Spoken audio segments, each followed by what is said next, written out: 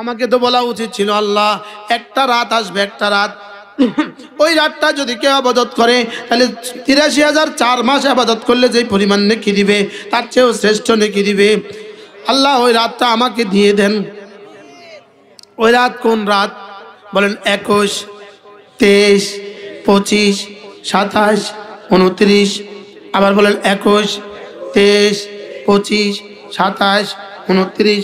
মাত্র ৫টা রাত যদি তুমি জাগতে পারো, রমজানের শেষ দশকের 5 রাত যদি তুমি জাগতে পারো, আশা করা যায় লাইলাতুল কদর খায়রুম মিন আলফি শাহর, 1000 মাসের চেয়েও শ্রেষ্ঠ ইবাদতের নেকি দিয়ে দিবে। আচ্ছা যদি বলতো 30 রাত যদি জাগো তাহলে বেতন দিব 1.5 লাখ টাকা, জাগবেন না? জাগবেন না? আচ্ছা যদি বলে 1 লাখ টাকা তাইলেও জাগবেন না? যদি বলে 50,000 টাকা তাহলেও জাগবেন কিনা? আচ্ছা যদি বলে 20,000 টাকা তাহলেও জাগবেন কিনা? ঢাকা শহরের দারোয়ানরা যারা নাইট গার্ডে ডিউটি করে তারা কত টাকা বেতন? হ্যাঁ আচ্ছা 15,000 টাকা ডিউটি, কয় ঘন্টা? সন্ধ্যা 6টা থেকে সকাল 6টা, 15,000 টাকা বেতন, 12 ঘন্টা ডিউটি, প্রত্যেক রাত 12 ঘন্টা ডিউটি, 15,000 টাকা বেতন। অথচ আমার রব আমাকে বলেন লাইলাতুল কদর খায়রুম মিন আলফি শাহর, রোজি রমজানের শেষ দশকে বেজর রাতগুলো দাঁড়াতে পারো, যাও কথা দিলাম। মান কামা ঈমানান ওয়া ইহতিসাবা লাইলাতুল কদরে, মান কামা লাইলাতুল কদরে ঈমানান ওয়া ইহতিসাবা, যদি তুমি লাইলাতুল কদর পেয়ে যাও, ঈমানের সাথে ইহতিসাবের সাথে যদি লাইলাতুল কদর তালাশ করো, যাও কথা দিলাম। আল্লাহ রাসূল বলেন যাও, গুফরা লাহু মা তাকাদ্দামা মিন যামবিহি, তোমার জীবনের সব গুনাহ মাফ। এবার যদি কোনো মুসলমান এই অফারের জন্য যদি রমজানের 20 তারিখে আসরের পরে মসজিদে ঢুকে যায়, ইতিকাফের নিয়তে মসজিদে ঢুকে যায়, আর চাঁদ ওঠার পরে যদি মসজিদ থেকে বের হয়, 10টা রাত যদি সে ইখলাস ও তাকওয়ার সাথে সমস্ত মাসাইলের সাথে যদি সে ইতিকাফ 10টা রাত করে, আশা করা যায় নিশ্চিতভাবে লাইলাতুল কদর তার মিলেই যাবে। এবার ব্যবসাটা কেমন, মেহনতটা কেমন, লাভটা কেমন বুঝে না? হ্যাঁ পুঁজি কত, লাভ কত? পৃথিবীতে কোনো কোম্পানি আছে 10 দিন ডিউটি করলে 80 বছরের বেতন দিবে? হ্যাঁ পৃথিবীতে এরকম কোনো কোম্পানির কল্পনা করা যায়? আচ্ছা 10 দিন ডিউটি করলে 40 বছরের বেতন, আচ্ছা 10 দিন ডিউটি করলে 20 বছরের বেতন, আচ্ছা 10 দিন ডিউটি করলে 10 বছরের বেতন, আচ্ছা 10 দিন ডিউটি করলে 5 বছরের বেতন, আচ্ছা 10 দিন ডিউটি করলে 5 মাসের বেতন। হ্যাঁ আর এখানে ডিউটি কত দিন? মানে নিলাম 10 দিন, আর লাভ কত? লাইলাতুল কদর খায়রুম মিন আলফি শাহর, তাও আবার কোরআনিক অফার। কোরআনিক অফার সুবহানাল্লাহ, এটা কি হাদিস দিয়ে অফার না কোরআন শরীফের অফার? যদি হাদিসের অফার হইতো তো কইতাম হাসান লে আইনি, হাসান লে গাড়ি, সহিহ লে আইনি, সহিহ লে গাড়ি, কত তাল কইরে এটাকে তাবিল করে দিতাম। ঠিক না? এই জন্য আল্লাহ কয় না এটা আমি কয়ে দেই, যা লাইলাতুল কদর খায়রুম মিন আলফি শাহর। আল্লাহর নবী বলেন জিবরিল ওমা হুয়া খায়র মিন আলফি শাহর, 1000 মাসের চেয়ে শ্রেষ্ঠ এটা কদ্দুর, 1000 মাসের চেয়ে শ্রেষ্ঠ এটা কদ্দুর।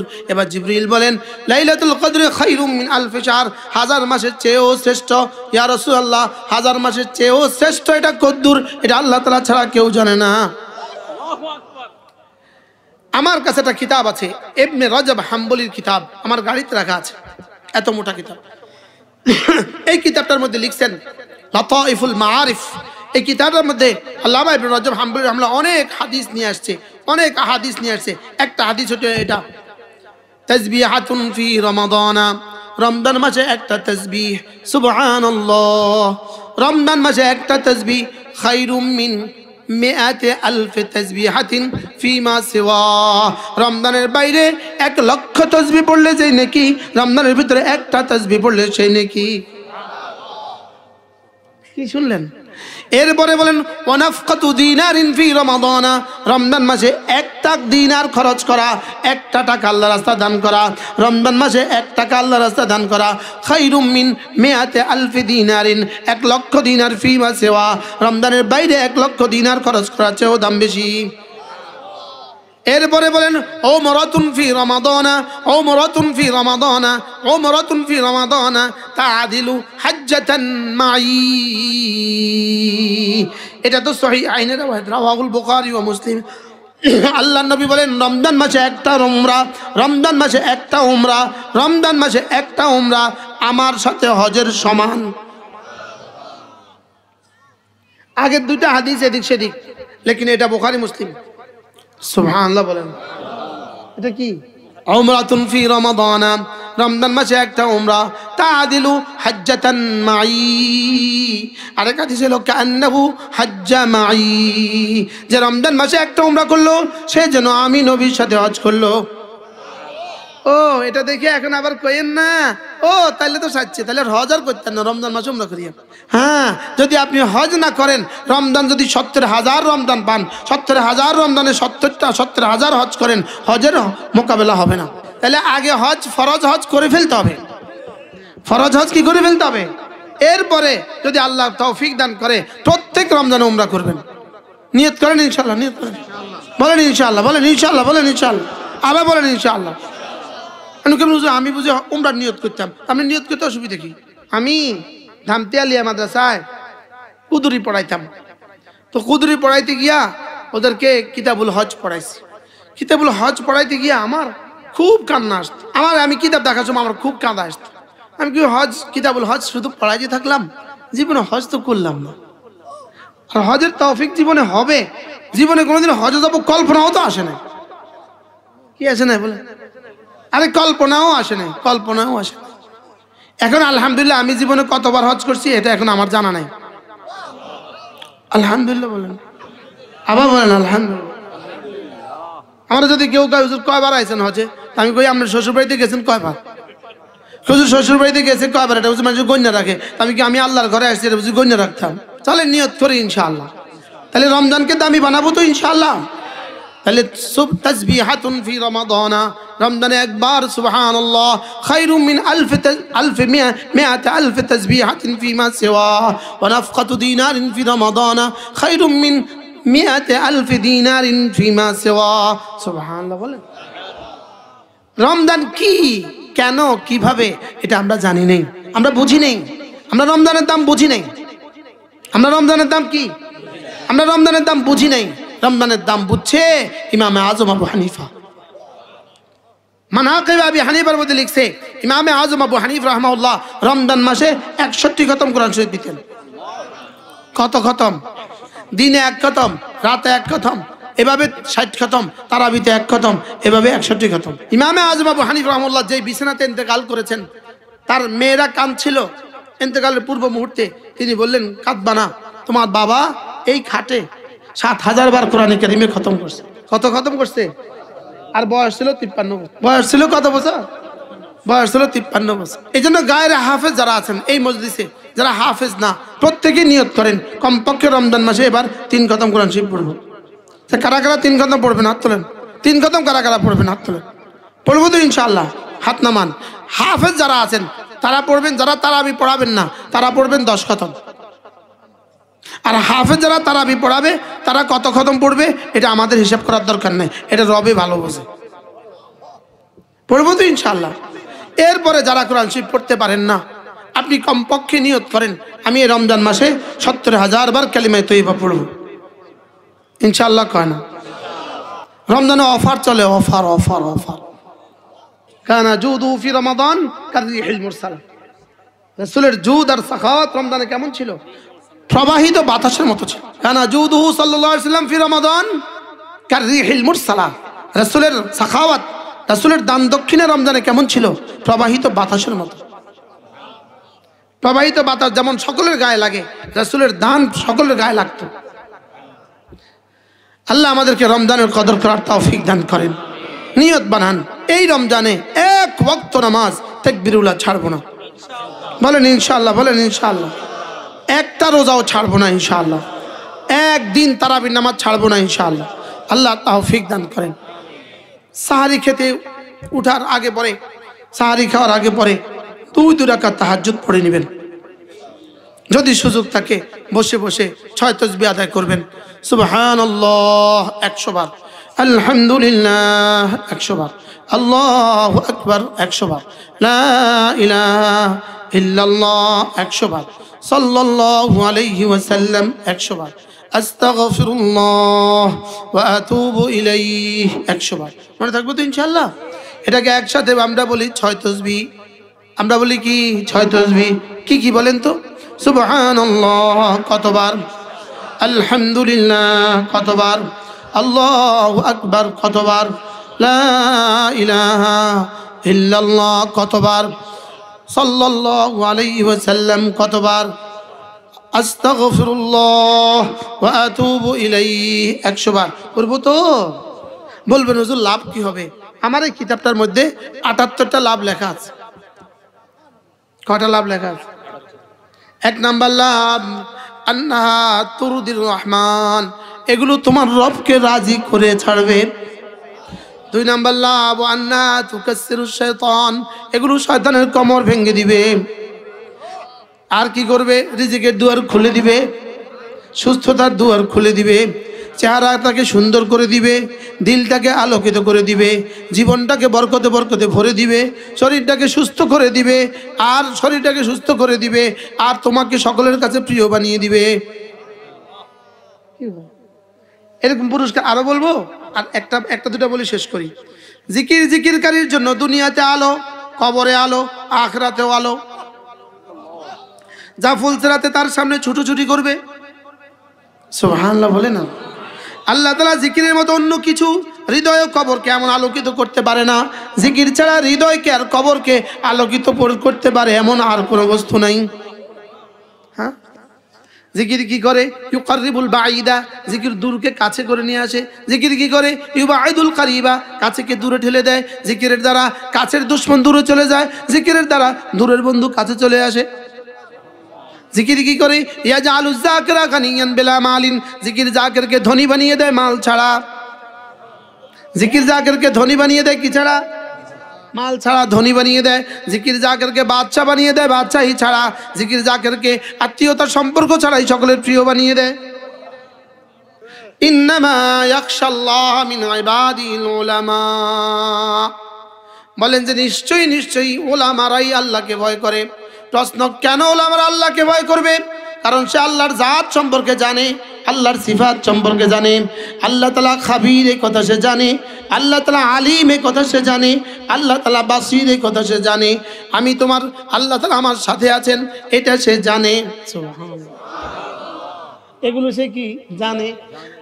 যদি না জানতো তাহলে ওলামা হতো না। তাহলে এগুলো সে জানে, তাহলে এগুলো অন্যরা জানে না, ওলামারা জানে। হ্যাঁ, উলামারা জানে। ওয়াত্তাকুল্লাহ ওয়ালামু আন্নাল্লাহ শাদীদুল ইকাব, উলামারা জানে। ওয়াত্তাকুল্লাহ ওয়ালামু আন্নাল্লাহ খাবীরুম বিল ইবাদ, ওয়াত্তাকুল্লাহ ওয়ালামু আন্নাল্লাহ বাসীরুম বিল ইবাদ। এখানে ওয়ালামুর পরে যেটা আছে এটা হলো ওয়াত্তাকুর ইল্লাত। এর অর্থ কি? এরা আল্লাহকে ভয় করবে কেন? কারণ এরা জানে। সুবহানাল্লাহ বলে, সুবহানাল্লাহ। বুঝতেছেন? এরা আল্লাহকে ভয় করবে কেন? কারণ তারা কি? এখানে ডিসি সাহেব আসছে, আপনি চিনেন নাই, আপনি কি বলেন? মিয়া সরেন। আবার ডিসি সাহেব আসছে, এবার আপনি চিনছেন, এবার কি বলবেন? জি স্যার। হ্যাঁ, র‍্যাব প্রধান আসছে, আপনি চিনেন নাই তো কি বলবেন? সরেন। এবার চিনছেন, এবার আপনি কি করবেন? এই চিনাটা হলো ইলম। সুবহানাল্লাহ বলেন। এই চিনাটা কি আজীব না? এই জন্য প্রথম বিষয় হলো ইলম, 2 নাম্বার বিষয় হলো ইলম যদি হয়ে যায় তো ঈমান হবেই হবে। ঈমান আর ইলম আর ঈমান যদি হয়ে যায় তো আমল হবেই হবে। আর এই 3টা যদি হয়ে যায় তো তাকওয়া হবেই হবে। বুঝাতে পারছি? এই জন্য আপনি সমাজ পরিবর্তন করবেন, এই সমাজের জন্য প্রথম জরুরি একটা নুরানি মাদ্রাসা। প্রথম জরুরি কি বলেন?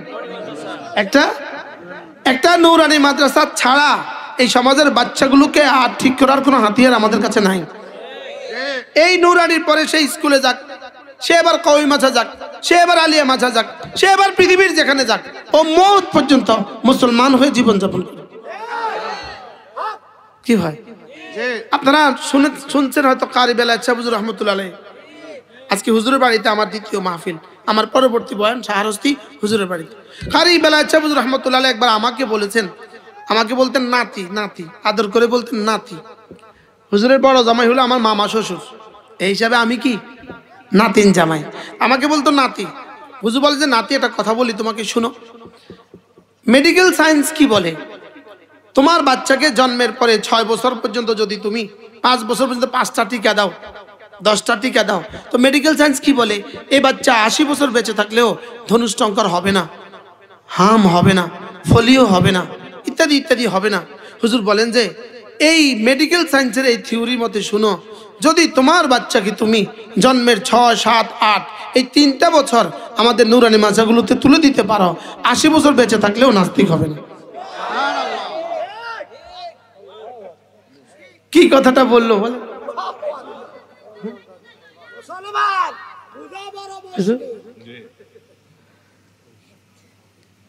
তাইলে 80 বছর বেঁচে থাকলে কি হবে না আর বলেন? ও আর জীবনে কখনো নাস্তিক হবে না। ওই ইউরোপে যাক, এশিয়া যাক, আমেরিকা যাক, ও জাপানে যাক, ও চীনে যাক, যেখানেই যাক, ও আল্লাহকে ভুলবে না। যদি ফাঁকে একটু এদিক সেদিক হয়েও যায় আবার ফিরে আসবে। আবার কি? আবার ফিরে আসবে। হুজুর আরেকদিন আমাকে বলেন, দেখো আমাদের দেশে এই আষাঢ় মাসে ধান হইতো, আগে হইতো না? আমার মা দেখতাম আষাঢ় মাসে ধান আসতো। এটা কি কি ধান জানি কয়? এই আষাঢ় মাসে যে ধান আসে, আরই এই ধান আসার পরে মারা শুধু জিকির করতো, আল্লাহ একটু রৌদ্র দেন, আল্লাহ একটু রোদ দেন। ধান সিদ্ধ করে জমা করে রাখতো আর রোদের জন্য জিকির করতো। একটু রোদ আসলে ঘাইটা দিত তাড়াতাড়ি, আবার আকাশে মেঘ, আবার জিকির শুরু করতো। এবার 2 ঘন্টা 3 ঘন্টা মোটামুটি ধান একটু শুকিয়েছে, এবার আবার বৃষ্টি শুরু হয়ে গেছে গা। তো তাড়াতাড়ি ওই ধানগুলোকে এক জায়গায় জমা করে এবার তেরপল টেরপল দিকে ঢাইকা কি বলে, আল্লাহ সারাইছে, ধান নষ্ট সারা হয়েছে। বলতো কি বলতো না বলেন? কি বলতো বলেন? ধান কি হয়েছে?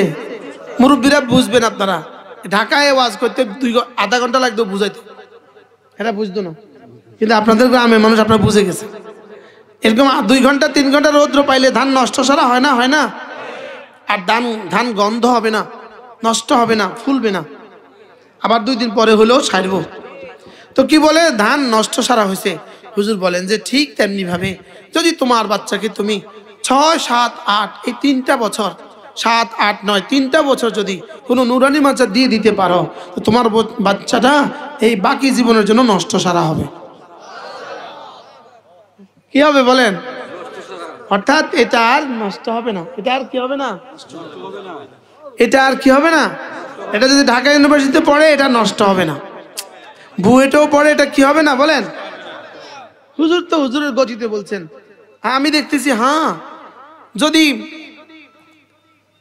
বিশ্ব স্বাস্থ্য সংস্থার ডোজ যদি ইয়ে থেকে বাঁচে যেতে পারে, কি বলে, ফোলিও থেকে বাঁচে যেতে পারে, তাহলে রব্বে কারিমের দেওয়া শেফার ডোজে কেন বাঁচবে না? কি হয়? ওটা হু বলেছে, বিশ্ব সংস্থাকে বলে হু বলেছে কি এটা খাইলে এটা হবে, এটা খাইলে এটা হবে, আপনি বিশ্বাস করতে পারলেন।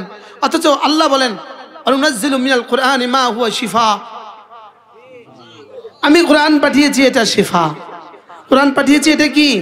আবার ফি শিফাউন লিন্নাস, এটার মধ্যে শিফা আছে। আবার শিফাউন লিমা ফিস সুদূর, এটার মধ্যে হৃদয়ের যত যাতনা, হৃদয়ের যত ব্যাধি আছে, সমস্ত ব্যাধির জন্য চিকিৎসা আছে। তাহলে শিরিক হৃদয়ের ব্যাধি, কুফরি হৃদয়ের ব্যাধি, ফখর, কিবির, রিয়া, বগজ, গীবত, শিকায়েত, এগুলো সব হৃদয়ের ব্যাধি, অহংকার হৃদয়ের ব্যাধি। এই সমস্ত কিছু থেকে কোরআন তোমাকে শেফা দিবে। তো কোরআন যদি আমাকে শেফা দেয়, আরশ আজিমের বক্তব্য হয়, তাহলে আমার বাচ্চাকে কোরআন শরীফ পড়াইলে কেন হবে না? আমি কি বুঝাইতে পারছি আপনাকে? হ্যাঁ, কথা দূর চলে গেছে। কথা চলতেছিল, রব্বে করিম আমাদেরকে বানিয়েছেন দুনিয়াতে বাজার করার জন্য, মনে নাই? এবার বলতেছিলাম এই বাজার কি কি করব। তো বাজার প্রত্যেকদিন যদি শুধুই কি করেন, শুধুই প্রত্যেকদিন শুধুই মূলা আনেন, তো ঘরে কি অবস্থা হইব? হ্যাঁ, রুচিও নষ্ট হয়ে যাবো আর আপনাকেও বকাবকি করবে। এই জন্য মাঝে মাঝে মূলা, মাঝে মাঝে বেগুন, মাঝে মাঝে লাল শাক, মাঝে মাঝে পুঁই শাক, তাফান্নুন করে আনতে হয়। ঠিক তেমনিভাবে আল্লাহ তাআলা বলেন, বান্দা তোকে আমি বানিয়েছি ইবাদতের জন্য, ইবাদত একটা যদি দিয়ে দিতাম তোর কাছে ভালো লাগতো না। এজন্য আমি কখনো নামাজ, কখনো রোজা, কখনো যাকাত, কখনো হজ, কখনো উমরা, কখনো তেলাওয়াত, কখনো জিকির, কখনো ওয়াজ, কখনো তাবলীগ, কখনো তাজকিয়া, কখনো জিহাদ। সুবহান। কি হয় সবটা একসাথে না কখনো কখনো? বলে সবটা একসাথে না কখনো কখনো? এই জন্য আল্লাহ তাআলা এখন আজকে হলো শাবান মাসের কত তারিখ? 10 তারিখ। তাহলে রোজার বাকি আর কতদিন আছে? 20 দিন। বলেন রোজার বাকি আর কতদিন? আর মাত্র 20 দিন। আমি এখন একটা স্লোগান দিব, আপনাকে আমার সাথে স্লোগান দিতে হবে। আর মাত্র 20 দিন, রমজানের শুভ দিন। যারা বলেন না তাদের নাকটা টেনে দিবেন। আর মাত্র 20 দিন, রমজানের শুভ দিন। আচ্ছা, আর 20 দিন পরে যদি আপনার ছেলেটা ইতালি থেকে আসতো, আপনি এখন কি করতেন? হ্যাঁ, জামাই আসবে, আর 20 দিন বাকি আছে। 10 বছর পরে জামাই আসবে আমেরিকা থেকে। আপনি এই 20 দিন কি করবেন? কি উচ্ছ্বাস, কি প্রস্তুতি, কি আশা, কি ভরসা, কত স্বপ্ন। হ্যাঁ, রাতাটাকে জবে করতে দেয় না, পুকুরের কাতল মাছটাকে উঠাইতে দেয় না। বাস্তব না বাস্তব বলেন? মুরগির ডিমগুলো খাইতে দেয় না। এক আওয়াজ, জামাই আসবে, জামাই আসবে, জামাই আসবে। তা আমারও তো এক আওয়াজ দেওয়া উচিত ছিল, রোজা আসবে, রোজা আসবে। বলেন রোজা আসবে, রোজা আসবে। বাংলাদেশের নির্বাচন কবে হবে নির্বাচন কমিশনারও জানে না, বুঝেন নাই? ডক্টর ইউনূস সেও এখনো জানে না নির্বাচন কবে হবে, কিন্তু আমাদের দেশে কত মানুষ সালাম দেয়। দেয়লা দেয়লা বলে, উনি দেয়ালে সালাম দেয়, পোস্টারে সালাম দেয়, সালাম দেয়লা দেয়লা বলে কিসের আশায়? কিন্তু নির্বাচন কবে হবে? নির্বাচন এখনো নানির পেটে আছে, নানির পেটে। মার পেটে হলে 10 মাস লাগে, নানির পেটে হলে 15 বছর লাগে। বুঝেন না কথা? নানির পেটে কি মায় না থাকে? তো মা আসবে দুনিয়াতে, ওই মা আবার বড় হবে, ওই মার পরে আমি বাচ্চা হব, তারপরে না নানির পেট হবে। তো নানির পেটে থাকলে কয় বছর লাগে? 17-18 বছর। আর মার পেটে থাকলে তো নির্বাচন আছে এখন কোথায়? নানির পেটে। ওনারা সালাম দে, ওনারা ব্যস্ত। ওনারা কি বলেন, ওনারা খুব ব্যস্ত। ওই আমাদের একজনে একটু বলছিলেন আর কি, কেউ খেয়েছে, কেউ খাওয়ার প্রস্তুতি নিচ্ছে। ওনারা আবার কেউ আবার মাইন্ড করছে, কেউ আবার কি করছে বলে, আবার কেউ ভারী মাইন্ড করছে, খুব মাইন্ড করছে। মাইন্ড না করে আপনি বলা উচিত ছিল, শোনো তারা খেয়ে ভেগে গেছে, আমরা আর কখনো খেয়ে ভাগবো না। এটা বলা উচিত ছিল না? এটা না বললে কি করছে, খুব মাইন্ড করছে। কে আবার এটা বলে, কে আবার বলা উচিত ছিল, যারা খেয়েছে তারা ভেগে চলে গেছে, আমরা যারা আছি আমরা আর কখনো খাবো না। তাহলে আমরা আপনাদেরকে সাধুবাদ দিতাম। বহরহাল নির্বাচন মায়ের পেটে নাই, নানির পেটে আছে, ওনারা নির্বাচনের জন্য প্রস্তুতি নিচ্ছে। লেকিন আমার মাত্র 20 দিন রমজানের বাকি, আমি এখনো প্রস্তুতি নিচ্ছি না। হিন্দু জিলাপি বেচে, হিন্দু, ওই হিন্দুওয়ালা হিন্দু বেটা বুঝে, হিন্দু বেটা কিন্তু গনে রমজান রমজান রমজান রমজান, জিলাপি জিলাপি জিলাপি। বাস্তব না বাস্তব? ও ভৈরবে জুতা বানায়, হিন্দু ফ্যাক্টরি মালিক, হিন্দু মালিক, হিন্দু কর্মচারী। এতারা এই ছুটি ছাটা সব বন্ধ, কি লেগা? রমজান রমজান রমজান। তাহলে জুতাওয়ালা বুঝে রমাদান, চকবাজারের সেমাইওয়ালা বুঝে রমাদান, বুঝে না? বুঝে না বলেন? নরসিংদীর গামছাওয়ালা বুঝে রমাদান, লেকিন রমাদান যার জন্য দিল সে বুঝলো না। বলেন বিষয়টা বাস্তব না বাস্তব? বলেন। হ্যাঁ, যেমন ধরেন একজন মানুষ চাকরি করে, সরকারি চাকরি, উনি জানেন রিটায়ারমেন্টের পরে উনি 70 লাখ টাকা পাবেন। কোন রকমের 60 বছর চাকরি পৌঁছে গেলে 70 লাখ টাকা পাবেন। এখন ইনি এখনো কিন্তু চাকরি বাকি আছে 20 বছর, ইনি এখন থেকে প্ল্যান বানায়, আর মাত্র 20 বছর, আর মাত্র 20 বছর, আর মাত্র 20 বছর। বুঝলো? ঠিক আছে নি?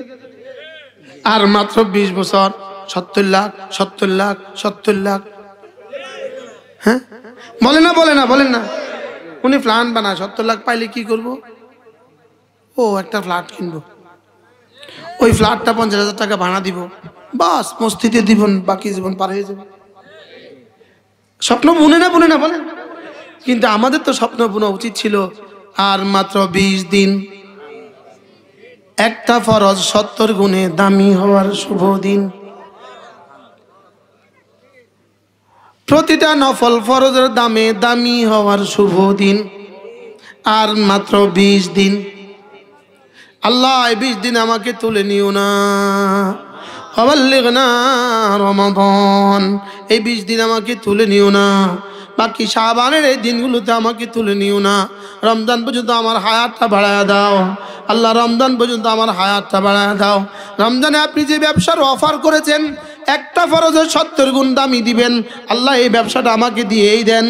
প্রতিটা নফলে ফরজের দামে দাম দিবেন, এই ব্যবসাটা আমাকে দিয়ে দেন আল্লাহ। রমজানে বাড়তি দিয়েছেন, দিনের বেলা সিয়াম দিয়েছেন, রাতের বেলা কিয়াম দিয়েছেন। সিয়ামের পুরস্কার আপনি নিজ হাতে দিবেন বলেছেন, এই ব্যবসাটা আমাকে করার তৌফিক দেন। আর কিয়ামের পুরস্কার মান কামা ঈমানান ওয়া ইহতিসাবাম গুফিরা লাহু মা তাকদ্দামা মিন যামবিহি, যে ঈমানের সাথে সওয়াবের আশায় তারাবির নামাজ পড়বে আল্লাহ তাআলা তার গুনাহগুলোকে মুছে দিবে। আল্লাহ এই ব্যবসাটা আমাকে শরীক হওয়ার তৌফিক দান করেন। বলা উচিত ছিল কিনা বলেন? আমাদের এই কিতাবগুলো আমাদের গাড়িতে আছে, 15টা কিতাব আছে, যারা পারেন নিয়ে যাবেন ইনশাআল্লাহ। আল্লাহ তাআলা আমাদের সকলকে তৌফিক দান করেন। আমাদের সুধন্যপুর মাদ্রাসা কুমিল্লা আপনাদের কাছে প্রতি ইংরেজি মাসের শেষ সোমবারে শেষ শনিবারে জিকিরের মজলিস হয়। সকাল 9টা থেকে একটা মেয়েদের মজলিস, জোহর থেকে আয়সা পুরুষের মজলিস। পারলে কখনো শরীক হবেন। রমজানের শেষ দশকে আমার মসজিদে ইতিকাফ হয়।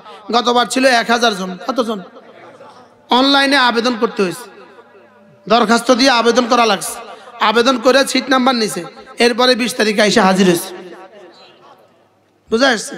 শুধু রমজানের শেষ 10 দিনে আমার ইতিকাফ মোতাকাফিনদের পেছনে আমার মেহমানদারি খরচ হয়েছে 30 লাখ টাকা।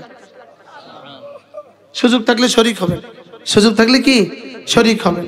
আল্লাহ তাআলা আমাদের সকলের জীবনকে সুন্দর করে দেন। আল্লাহ আমাদেরকে রমজান পর্যন্ত হায়াত বাড়ায় দেন, রমজানের হক আদায়ের তৌফিক দান করেন, কোরআনে কারীমের তেলাওয়াতের হক আদায়ের তৌফিক দান করেন, আমাদের প্রত্যেককে কোরআনওয়ালা বানিয়ে দেন। আল্লাহ এই জায়গাটার মধ্যে বড় থেকে বড় একটা মাদ্রাসা কায়েম করে দেন। সুবহানাল্লাহি বিহামদিহি সুবহানাকাল্লাহুম্মা বিহামদিক আশহাদু আল্লা ইলাহা ইল্লা আনতা আস্তাগফিরুকা ওয়া আতুবু ইলাইক ওয়া সাল্লাল্লাহু তাআলা আলা নবিয়্যিল কারীম ওয়া আলা আলিহি ওয়া আসহাবিহি আজমাইন।